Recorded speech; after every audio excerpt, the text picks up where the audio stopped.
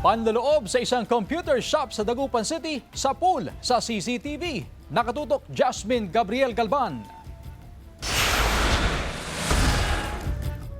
Sa kuha ng CCTV camera, pasado alas 10 ng umaga nung nakaraang Biyernes, makikita ang lalaking pumasok sa loob ng computer shop sa Dagupan City. Diretso ang lalaki sa counter at binuksan ang cabinet kung saan nakalagay ang pera. Nakita ng computer shop, nilagay ng suspect sa loob ng dalang bag ang nilimas na pera. Saka dali-daling lumabas. Talagang frustrated kami, ma'am. Kasi nung time na yun, parang yun yung isa sa pinakamalaking sales namin na umabot ng 23K kasi bango stress nga po.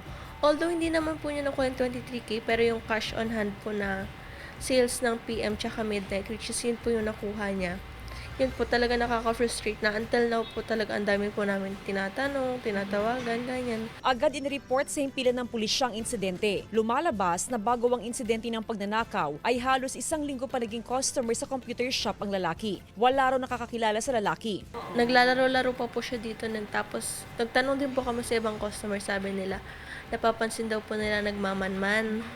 Umaakyat daw po siya, tapos bababa, tapos paikot-ikot yun, tapos biglang maglalaro. Ayon sa pamunuan ng computer shop, nakatulog ang nagbabantay ng mangyaring insidente. Inaalam na ng pulisya ang pagkakakilanlan ng suspect. Panawagan ng otoridad sa publiko na agad ipagbigay alam sa kanila sakaling may nakakita o nakakakilala sa suspect para sa nararapat na disposisyon. Kasama si Ron Alice Taniado, Jasmine Gabriel Galban, One North Central Luzon.